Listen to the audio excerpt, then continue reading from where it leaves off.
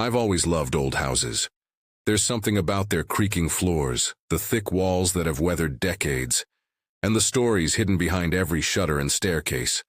So when I saw an 80-year-old mansion on the outskirts of Charleston, South Carolina, I knew I had to have it. The house had been abandoned for years. Windows broken, paint peeling, the garden overrun with weeds. But I saw potential. I bought it, poured my savings into restoring it, and over the course of 2 years, I transformed it into a beautiful home that honored its history. I was proud. My neighbors admired the work. Visitors would stop and ask to peek at the garden. Life was peaceful until the HOA got involved. It started with letters. Small fines at first. Improper landscaping. Window trim color doesn't match guidelines. Unauthorized renovation materials. I ignored the petty notes, thinking the HOA was just nitpicking. Then one morning I received a shocking notice. The HOA had sent the local police to my home. They claimed I was violating community codes and threatened further action if I didn't comply immediately. I was stunned. Cops at my door, not for a crime, but because an HOA board didn't like my choices. It felt like a nightmare. I calmly explained the situation to the officers. They were polite and clearly uncomfortable, but the HOA representative insisted the matter required immediate enforcement.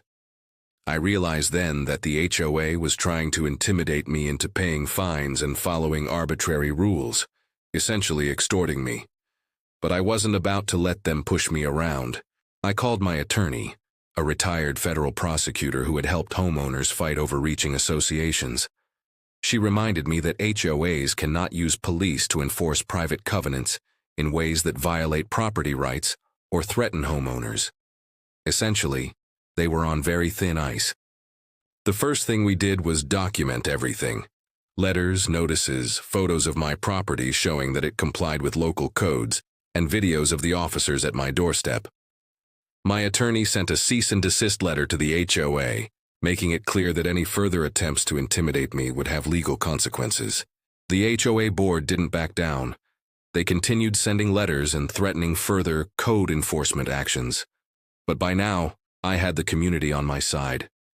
Neighbors came to my garden, signed petitions, and testified about the absurdity of the HOA's claims.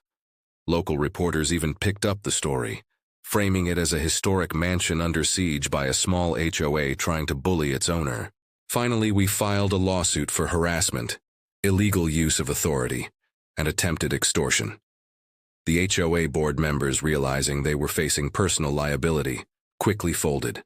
They rescinded all fines, agreed to pay my legal fees, and issued a public apology. The mansion remained mine, untouched, fully restored, and admired by the community. I had taught the HOA a lesson.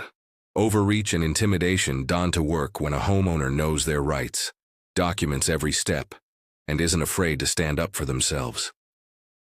Looking back, I realized this wasn't just about protecting a house. It was about preserving history, protecting personal freedom, and proving that persistence and knowledge can triumph over bureaucracy. I also learned the value of community.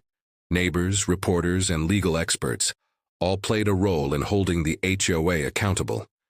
Today, the mansion stands as it always should, a proud, historic home, full of life, laughter, and the satisfaction of knowing that no board of overreaching homeowners can dictate how you live in your own property. If you enjoyed this story about standing up to intimidation, defending your property, and restoring a piece of history, make sure to like, share, and subscribe for more true tales of homeowners fighting back and winning.